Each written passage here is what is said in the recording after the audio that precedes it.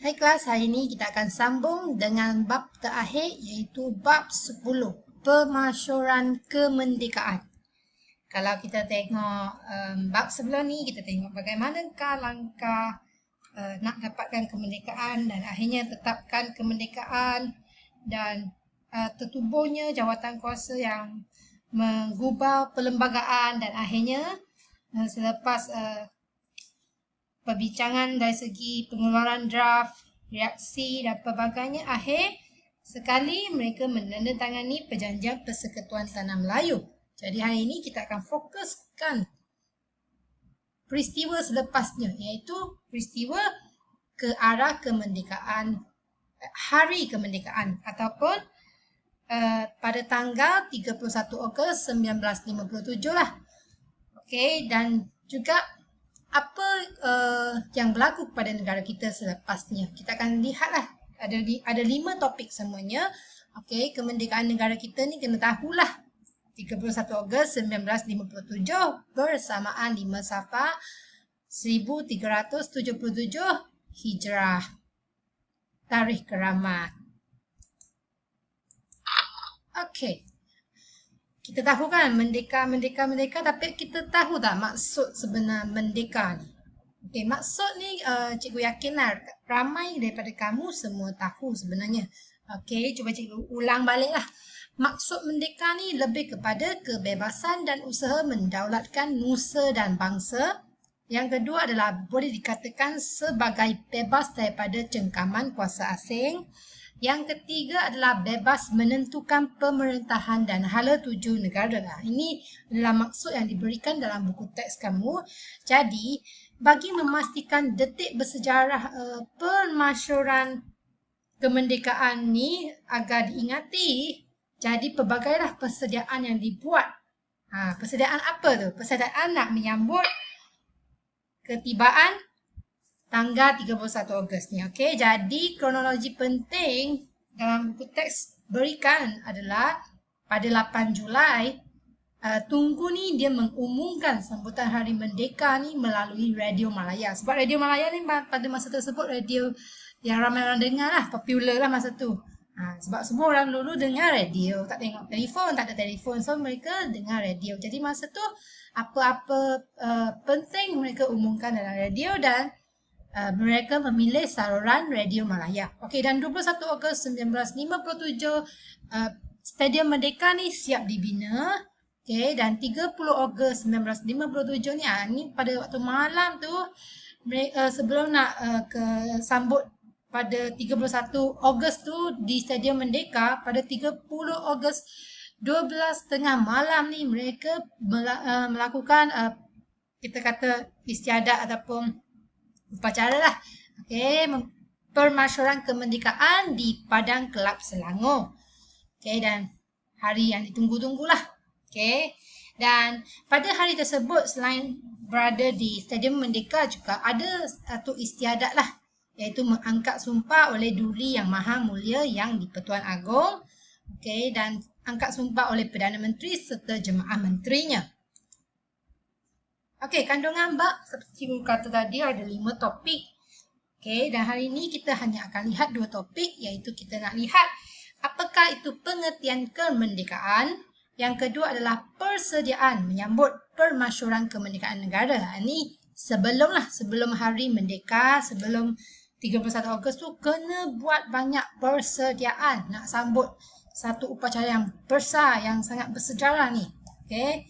Dan dalam topik ni juga kamu akan lihatlah 10.3 ni adalah pada detik pemasyuran, iaitu sambutan lah Hari Kemerdekaan yang pada 31 Ogos tu. Dan 10.4 ni adalah selepaslah kemudian negara kita merdeka, apakah kesan merdeka terhadap negara kita serta prinsip kedaulatan Persekutuan Tanah Melayu. Okey, jom kita lihat pengertian kemerdekaan. Okey, menurut Kamus Dewan ataupun takrif dalam Kamus Dewan, kemerdekaan bermaksud bebas daripada penjajahan ataupun kurungan ataupun naungan. Dan negara yang merdeka ni bermaksud negara tu berdaulat. Berdaulat tu apa? Berdaulat tu ada kuasa tertinggi lah, maksudnya boleh buat apa-apa keputusan tanpa orang lain, tanpa campur tangan. Okey, dan ini adalah pengertian mengikut tokoh-tokoh. Okey, kamu boleh tengok dalam buku teks muka surat 234 dan muka surat 235. Ada 9 tokoh yang memberikan pengertian kemerdekaan ini. Okay, yang pertama, Sadiq Jamal Al-Din Al-Afghani. Okay. Siapakah Sadiq Jamal Al-Din Afghani ni? Okay, merupakan tokoh gerakan pan-Islamisme di Mesir. Sama juga dengan tokoh Rashid Rida ni. Dua orang ni merupakan tokoh gerakan pan-Islamisme di Mesir. Kalau kamu masih ingat lagi apa itu gerakan ni, bab depan kita dah tengok sebenarnya, bab nasionalisme tu. Kalau tak ingat, tengok balik ya. Okey, apa yang dikatakan oleh Syed? Syed Al-Afghani ni mengatakan bahawa perjuangan menghadapi penjajah ni perlu disertai dengan dua semangat, iaitu semangat jinsiyah dengan wataniyah. Jinsiyah tu adalah semangat kebangsaan lah. Yang kedua adalah wataniyah, cinta akan tanah air yang merdeka, dan mengatakan juga bahawa rakyat ni perlu bebaskan diri daripada pencerobohan pihak luar dengan bersatu padu, untuk mempertahankan maruah diri bangsa, agama dan negara. Manakala Rashid Rida pula mengatakan bahawa pengertian kemerdekaan adalah kedaulatan dan kekuatan sesebuah negara adalah kena bebaskan diri daripada penjajah dan perlu menghidupkan kembali sistem khalifah ni. Sistem khalifah ni adalah sistem yang mengurut Syiah Islam, dan juga kena menghapuskan ikatan perkauman lah, baru kita kata kemerdekaan yang sebenarnya. Dan Mahatma Gandhi pula. Mahatma Gandhi ni merupakan tokoh perjuangan kemerdekaan di India. Famous ni Mahatma Gandhi, kena ingat Dan sebab beliau ni merupakan perjuangan kepada pembebasan rakyat India daripada kemiskinan dan penindasan kasta lah. Dan kemerdekaan yang dikatakan adalah merangkumi politik, ekonomi dan moral. Sebab setiap negara ni berhak menguruskan negaranya sendiri, supaya semua komuniti boleh hidup dalam harmoni. Yang keempat, Nelson Mandela. Nelson Mandela ni merupakan tokoh perjuangan kemanusiaan di Afrika Selatan. Sebab masa tu Afrika Selatan ni dia tengok warna kulit, warna kulit gelap ni, warna kulit hitam ni, mereka ni kedudukan yang rendah lah. Jadi Nelson Mandela ni dia nak bebaskan rakyat Afrika Selatan ni daripada penindasan dasar apartheid ni lah. Dasar apartheid ni lihat warna kulit lah. Dan kebebasan bukan hanya pertempuran untuk melawan satu kumpulan atau warna kulit, tetapi lebih kepada sebuah sistem yang menindas. Sebab mereka Selatan ni mereka kuat menindas lah. Jadi dia kata kebebasan tu kenalah hapuskan satu sistem yang menindas dan boleh dicapai melalui politik ataupun bebas daripada perhambaan, kemiskinan dan penderitaan, serta seluruh rakyat ni kena bersatu padu lah.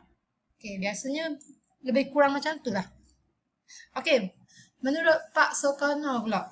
Sukarno ni Presiden Indonesia.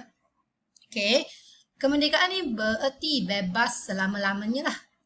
Bebas selama-lamanya ni bebas dari segi berfikir, bertindak daripada politik penindasan serta rejim autokratik.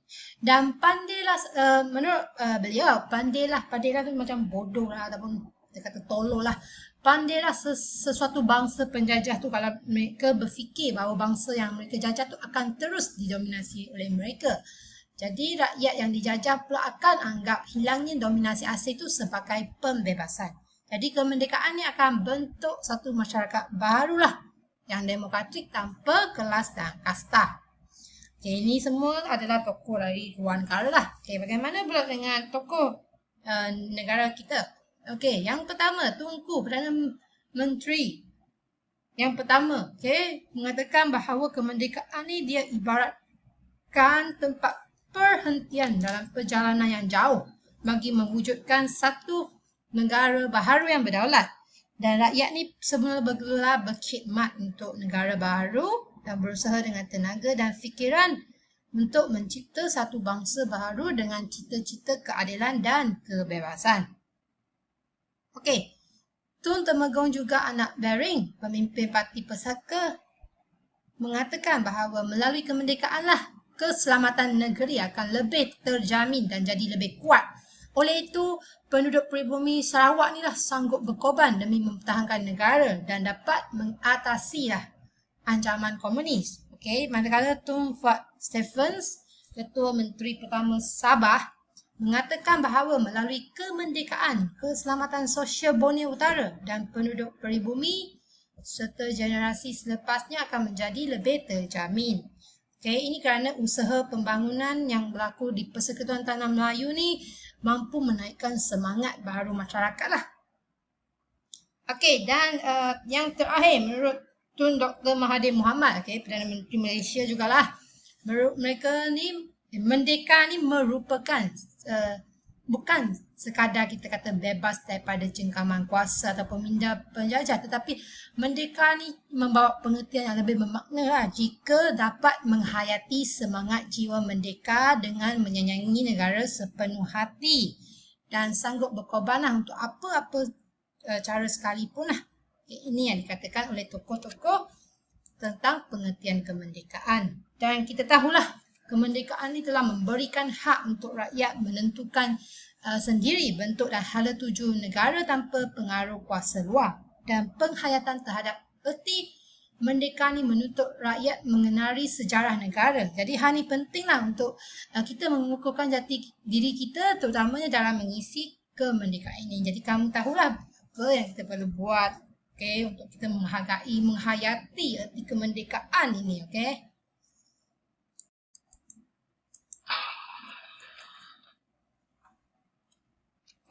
kita sambung pula 10.2, persediaan menyambut permasyuran kemerdekaan negara. Persediaan apa yang ada? Persediaan menyambut sambutan kemerdekaan ni dia diatur di setiap negeri, dan tumpuan pastilah terarah kepada Padang Kelab Selangor. Sebab Padang Kelab Selangor tu yang 30 Ogos tu, yang 12.30 malam tu, dan juga Stadium Merdeka, pada tanggal 31 Ogos tu yang kita kat stadium ramai orang tu merdeka tu lah. Tumpuan ni dua tempat ni lah. Dan pada 8 Julai 1957 yang cikgu katakan, yang Tunku Abdul Rahman ni dia berucap dalam Radio Malaya lah. Dia nak seru rakyat Malaysia, untuk meraihkan Hari Merdeka dengan meriah supaya kekal dalam sejarah negara. Dan juga pada 3 Ogos 1957 jam 7.33 pagi lah. Pagi-pagi lagi orang bangun dah. Tak sama sekarang. Sekarang ni kelas pukul 11 pun tak ada orang bangun lagi. Dulu pukul 7.33 pagi ni Datuk Abdul Razak ni dalam Radio Malaya juga memaklumkan, dia memaklumkan kepada rakyat tentang atau cara sambutan kemerdekaan, terutamanya pada 31 Ogos. Maksudnya dia nak cakap lah apa yang akan kita buat macam tu lah, atau cara. Dan persediaan dibuat, persediaan nak menyambut kemerdekaan yang besar-besaran ni, dia kena ada lah siapa yang anjurkan, siapa yang tolong buat. Jadi di sini ada dua lah penubuhan jawatan kuasa yang penting dalam menyambut kemerdekaan negara kita adalah jawatan kuasa persediaan fizikal. Jawatan kuasa persediaan fizikal ni mereka menekankan penonjolan identiti negara lah, sebab negara kita baru akan mendapat kemerdekaan. Jadi dia perlu tunjukkan identiti negara. Jadi mereka berikan perhatian lah dalam bahagian ni. Dan yang kedua adalah jawatan kuasa sambutan. Jawatan kuasa sambutan ni berperanan memeriahkan sambutan peringkat ibu kota dan peringkat negeri. Jadi kena ingatlah dua penubuhan ni. Jawatan kuasa persediaan fizikal. Ada apa? Ada apa yang mereka buat? Jawatan kuasa ni sebenarnya mereka menyediakan prasarana fizikal. Sebab nama dah persediaan fizikal. Persediaan dari segi kita kata yang kita boleh nampak lah. Jadi mereka kena sediakan prasarana fizikal seperti sebuah stadium, Okey, untuk raikan kemerdekaan serta istana untuk yang di Pertuan Agong lah, istana negara lah kalau kita kata pada masa tersebut. Sehingga hari ini adalah istana negara. Okey, dan Stadium Merdeka ni kamu kena tahu sedikit info dia. Okey, Stadium Merdeka ni direka bentuk oleh SE Jekers yang mengambil masa 6 bulan sahaja untuk siapkan, dan ruangnya boleh muat 22,000 tempat duduk, penonton, dan ada 3,000 daripadanya ada bumbung lah. Dan stadium ni telah menelan kos sebanyak 2.5 juta ringgit dan siap dibina pada 21 Ogos 1957. Dan ini adalah peletakan batu asas lah Stadium Merdeka dan upacara perasmian. Yang kedua, apa yang mereka sediakan? Mereka juga perlu sediakan lagu rasmi kebangsaan sebab Tunku Abdul Rahman ni mencadangkan agar ada sebuah lagu rasmi ataupun lagu kebangsaan yang akan diperdengarkan semasa upacara peristiharaan kemerdekaan, dan melaluinya juga satu jawatan kuasa lah untuk pemilihan lagu kebangsaan juga dibentuk. Dan jawatan kuasa ini sendiri dipengerusi oleh Tunku Abdul Rahman yang dibantu oleh pengarah Jabatan Penerangan iaitu Yaakob Abdul Latif. Dan lagu Negaraku dipilih lah, yang ni tak payah fikir, semua orang tahulah. Lagu Negaraku dipilih dan lagu ni dia berasal daripada lagu negeri Perak iaitu Terang Bulan, dan liriknya ditulis oleh Saiful Bahari. Lagu Negaraku ni kena tahulah asal dia daripada lagu mana dan juga dia ditulis oleh siapa. Yang ketiga adalah bendera kebangsaan juga perlu ada. Sebenarnya negara kita sebenarnya sudah ada bendera kebangsaan pada masa tersebut. Jadi teruslah guna masa tu. Tak buat yang barulah. Jadi penggunaan bendera Persekutuan Tanah Melayu ni yang sedia ada lah, yang dijadikan sebagai bendera kebangsaan. Dan bendera ni sebenarnya dicipta oleh Muhammad Hamzah yang merupakan kaki tangan Jabatan Kerja Raya Negeri Johor.